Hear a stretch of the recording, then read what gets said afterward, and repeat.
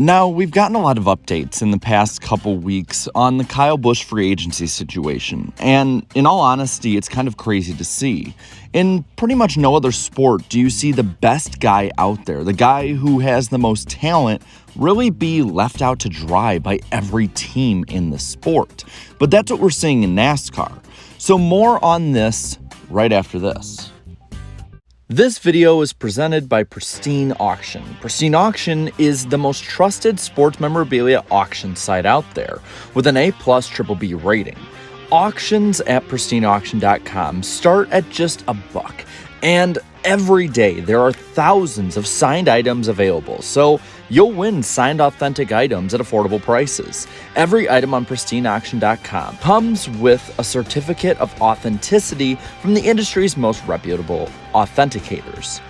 Deals like this are happening all the time on pristineauction.com, and they are your one-stop shop for NASCAR memorabilia, collectibles, and so much more.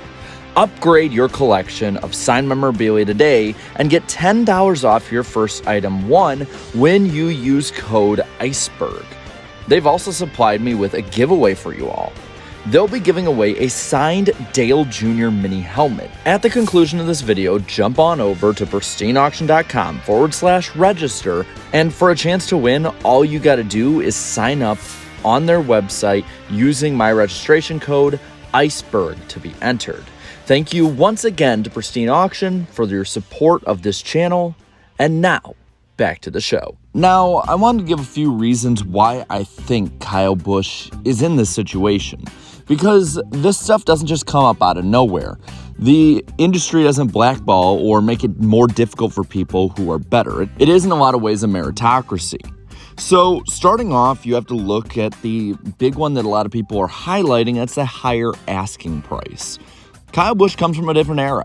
Kyle Busch came into NASCAR in 2005, racing for Hendrick Motorsports, and 2005 conveniently was the year that NASCAR reached its peak in viewership popularity and at-track attendance. So you can kind of see that Kyle Busch is from a generation of drivers who is used to a bigger NASCAR, a bigger pool to go from, and in general has a lot more money to go to.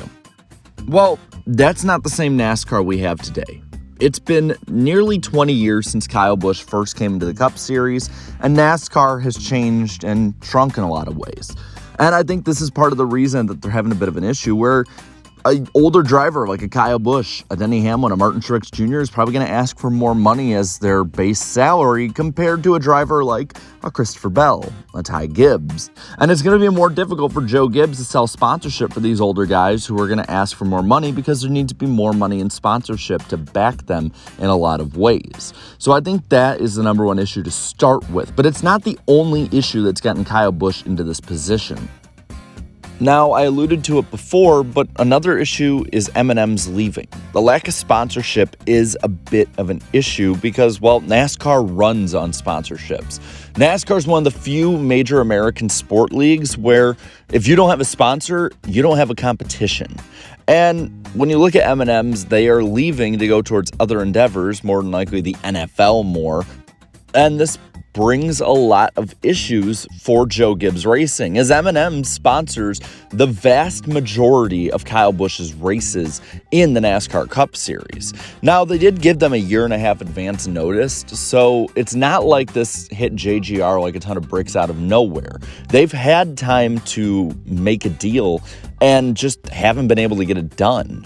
They've had different time where sponsors at the table, but it doesn't work out. Look at what happened with, quote-unquote, a big tech company back in January and February who they thought was going to sign on basically for a deal similar to the one that M&M's had, sponsoring most of the season.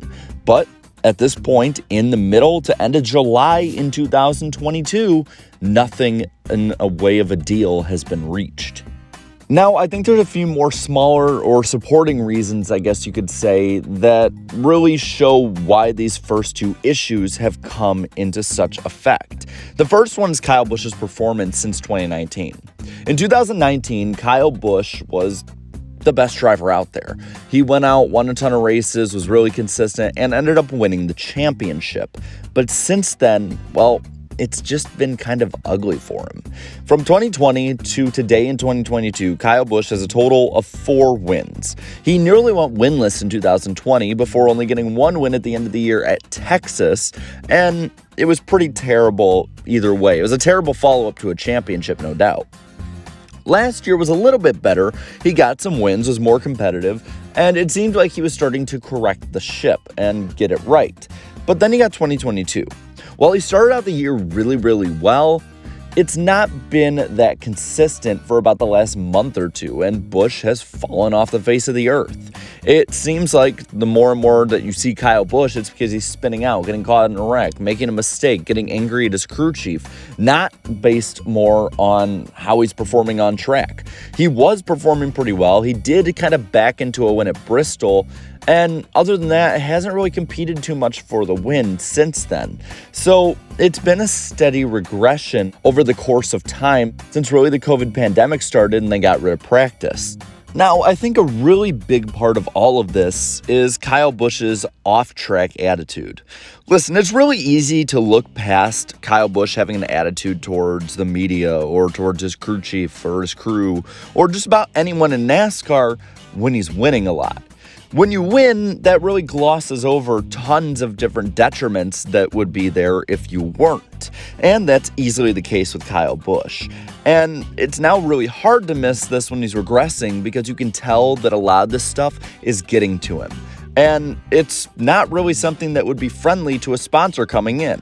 Why, if you were a new sponsor coming into NASCAR, would you want to go with the guy who's going to, on a weekly basis, have your brand front and center for when he, in a lot of fans' eyes, throws a tantrum? He's been this way with the media. He's shown the media how unhappy he's been with Toyota and JGR as well, meaning that those two bridges, while not burned, are definitely being strained to the max. Toyota and Joe Gibbs seem to be kind of annoyed by the way that Kyle Busch has been acting and making everything that they're keeping behind the scenes so public. Now, while that might be good for Kyle Busch to kind of get a little leverage, it's not going to be good in setting up these relationships long term. Even if Kyle Busch has a deal done for 23, if it's not a long-term one, these guys probably aren't going to be too keen on keeping him if he just continues to do the same thing he did in 2022. And then you also have to look at some of the other stuff he's done. He's, been back and forth on the radio with his crew a lot more, and it's just seemed really ugly from an outsider perspective. And then a big part of what you can see of it on track came at the Nashville Superspeedway. His crew chief made an admittedly bad call at the end of the race, and he basically just gave up in like a NASCAR heat lobby, just wall popped it all the way back, not caring how many positions he lost. How are you going to say that you want to support someone that might go for a championship when they just quit as soon as it goes off and gets bad? That's the questions that a lot of people have to ask themselves when it comes to sponsorship, and have to understand that even if it's not all the case, that's how a sponsor is going to see it. And then the last big part of all of this, of why Kyle Busch just doesn't have a ride yet, is there's no upgrade from JGR right now. Look at the biggest free agency rides that you can think of right now, even if they're not available just at the moment. You have the 10 with Stewart-Haas Racing. Yeah, that could be something that would be good, but it's definitely a downgrade from Joe Gibbs Racing. Stewart-Haas Racing's been off the last couple of years, and I don't see Kyle Busch going there as an immediate fix. Look at the number 8 with RCR. Well, that's not available right now until at least 2024. Maybe RCR wants out, but is the 8 car really going to help Kyle Busch over the 18? We've seen what the number 6 car did for Brad Keselowski compared to Penske. How do you think Kyle Busch is going to do? Probably a little better, but he's not going to be up to the Kyle Busch standard that we and he are all used to. So without an upgrade, without a Hendrick Motorsports, without a Trackhouse, without a Team Penske ride available, Kyle Busch's hands are tied, and Joe Gibbs has all of the leverage here. There is no reason for Kyle Busch to try and get out of this deal. He's got to have to ask for less money, or the sponsorship model might need to change in some way at Joe Gibbs Racing so that they can patchwork fill this thing up. Because I don't see Joe Gibbs wanting to lose Kyle Busch, a generational talent, and I don't see Kyle Busch thinking it's smart to leave Joe Gibbs Racing for what? RCR? SHR? These aren't teams that are at the standard Kyle Busch needs them to be, and it will only lead to a more heavy downfall. Those are my thoughts. Now, I want to hear from you. Why do you think Kyle Busch doesn't have a ride yet for 2023? Let me know down in the comments below. While you're at it, leave a like on this video, share this video, and subscribe to my channel for more great NASCAR content. Thank you to all my channel members for your continued support of my channel. And until next time, have a good one.